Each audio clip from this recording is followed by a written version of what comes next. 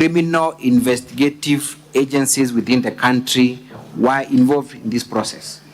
Yes, the criminal investigative agency were involved, and they came to Meru for more than a month to do investigations. By the time those utterances were made by the people we have seen doing them, had investigations been concluded or begun? Not even begun. They had not begun? Yes. Did you make utterances during the course of the investigations? Did you make any public statements in respect to the issue during the course of investigations? The only public utterance that I made is about the amount that was raised during that time. During that time? Yes. Thank you. We have been told that you have caused a lot of problems to the widow of the deceased by claiming that she's cohabiting with an MCA. What do you say about that issue? That is very wrong. I've never uttered such. In fact, maybe they think by the time I said that the MCA is being hosted by the sniper's wife was being hosted by an MCA, thought that I was alleging a male MCA, which was not. Which was not the case. Yes. We have seen in the clips saying that they will take that body to various places. Have you witnessed them doing exactly that? And if they have done that, who has done that? And what is the target? The target was just to victimize the governor, and they had the purpose that immediately they raise alarm and also continue telling people the lies that I'm a murder sniper. I will take plea, and immediately they will impeach me and bring another impeachment motion out of that. Thank you. Madam Governor, there is an accused person in that murder, one Chris Kiambi, and you have been told that you have continued to pay him despite him being a murder suspect. Number one, I want you to confirm if you know the said individual and if he works in your office. I learned after the investigations were over that he's an employee of county government in the Department of Communication. There is a letter of appointment that appears at volume 2, volume 6 of the County Assembly's documents. Who is the author of that letter of appointment? Virginia Kawira, Secretary, CEO, Meru County Public Service Board. Was that position, in your understanding, a competitive process, or those are among one of the staff that work directly under you? It was a competitive position. You've also been accused of, or rather an issue was raised, and I know it will come up during cross-examination, of your association with the main suspect in that murder case, one Supu. Have you adduced evidence to show that he's not a member of your staff, neither does he work for the county? Yes, he's not a member of my staff. He doesn't work even in our county. What would be the connection between him and the county of Meru? Was he ever employed by the county? The County Public Service Board advertised positions, various positions. He was among the people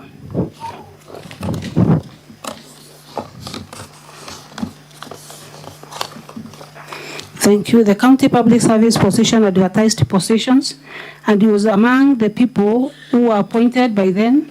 And immediately after they went to check on papers, his papers, according to the letter that I can see, and I also saw from the county secretary, that it was a fake degree. And for that reason, the county secretary service board revoked the appointment, immediately revoked the appointment. Where is that letter found? In volume? Volume 2. Of the county government's document, at what page? It's page 454. 454. So, would you be having any association with the same individual? Not at all. Not at all. Finally, on that issue, Madam Governor, what are your sentiments towards the family of the late sniper? Because it has been argued that you have not made any utterances or directed your feelings towards the family. What would you say? And have you even done that previously? I did it previously, and I also repeat them. I'm sorry about the family. And in fact, I'm the one that got out of my way to ask justice for the same family. This is a young family that maybe is not all that much able. And the reason as to why I went to media to give my stand is that I saw a lot of kind of mishandling the same family, stealing from the same family, doing it for politics and not to assist the same family. Your utterances in that press statement, were they directed at the family or to whom were they directed? My utterances were directed to the general public of Meru. Thank you. Let us go to the last count of abuse of office. And you have been accused of employing a bloated workforce. Did you stand before the Senate last year and answer to the same charges? Yes, I was here for the same charges. Were you found guilty of those charges? Not guilty. A list was produced here of the names that you have purportedly employed. Was it the same list that was produced last year, purporting that you had a bloated workforce? It was the same list that was brought here. Thank you. You have also been, let me go back to the issue of paying Kiambi Christas Manyara. You have been accused of not taking any disciplinary action against the said individual despite him facing criminal charges. Do you have powers to take disciplinary action against an individual who has been accused of any criminal offense as a governor? I don't believe I have any powers to do that. Because Who should take disciplinary action in your understanding? Who should take disciplinary action in your understanding? I think the County Public Service Board. To the best of your knowledge, has that issue been brought to the attention of the County Public Service Board for their attention? The issue has not been brought to the County Public Service Board, and if there is any, maybe they could have informed me. Thank you. We also watched clips by the mover of the motion touching on two main issues. One is the issue of the death of certain cows within your county, where 20 cows had died because of an outbreak of a skin disease. Are you aware of that issue, and what have you done in respect to that issue? Do you have any data of any form? I saw the issue on this screen that is yesterday. For the veterinary services that you offer in Meru County, for the last 2 financial years, we have vaccinated over 200,000 against various diseases. So that one, I only saw the clip, but I did not see any dead cow or any even people supporting the same. You were also accused of poor service delivery, where even mothers within your county, specifically within Kegocho Hospital, are giving birth by the roadside. Are you aware of that incident, and what have you done about it? I also saw the incident yesterday, and Kegocho is not a level 4 or level 3 facility. It is just a dispensary. We are putting up a maternity facility, and there is no facility that is supposed, maybe the woman that went to that place, because I saw yesterday, was also assisted by the in charge of that facility, but it has no maternity wing. Thank you. Madam Governor, I have less than 10 minutes.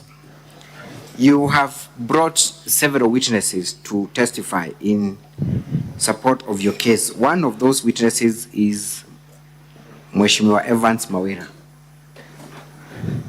It has been alleged by the County Assembly that you have procured this witness by way of buying his loyalty. What would you say about that specific allegation? The allegation is wrong because I don't see if I am able to buy any MCA. Immediately after the third impeachment, I called Kawira as the majority leader by then, just to bring us together and also bring other MCAs as their leader. And from that time, he has faced a lot of challenges, as he said, because of joining this other camp and also refusing to fight the government. This is your third impeachment motion, Madam Governor. At the point when you first brought at the Senate, how many MCAs did you have in your team that would support anything that the county government executive would do? How many MCAs did you have? Having been elected as an independent candidate, the first time when the impeachment motion was brought here, I had only one MCA out of 69 MCAs. And then I did a lot of effort to bring them together. The second impeachment, I had 10 of them. That is from 1 to 10. And after the second impeachment, I went ahead, tried to look and see how we can work with them together. And I can proudly say that up to now, I have 23 MCAs on my side. The 23 MCAs are out of what membership of the County Assembly? Out of 69. Out of 69. What other efforts have you made to bring about unity and reconciliation in the Meru County? From the first impeachment, the issues were about the first gentleman of Meru. We discussed as a family and agreed that you will never participate in any county meeting or even in anything apart from just accompanying me to the church, just to make sure that the MCAs are comfortable with me.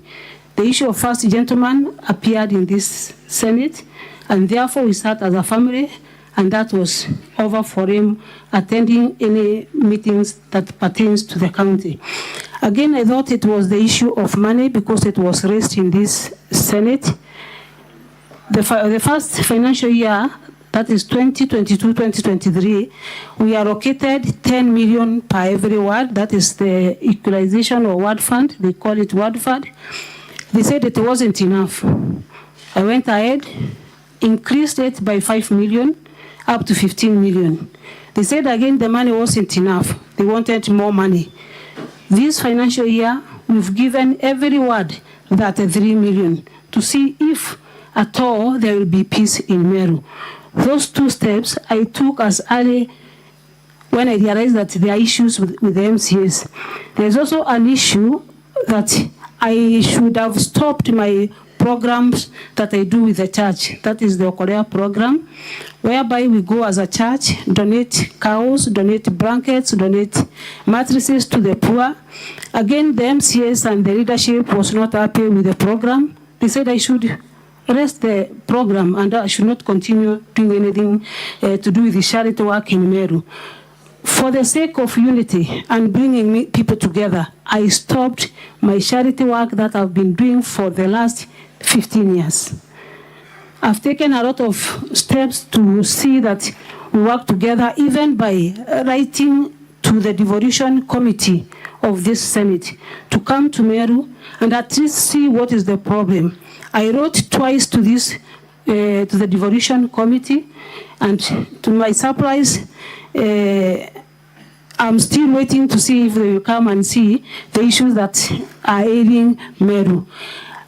Immediately after the third impeachment, I went around across Meru County saying sorry if I had wronged anyone. In fact, at one point, I said sorry 70 times. Each sorry for every MCA and another sorry for the speaker. 70 times. if I had wronged anybody. I asked for forgiveness so that the county will take progress. I want to thank this Honorable House from the advice that they gave me to go and try and sit with every leader. I started with Injorin Cheke.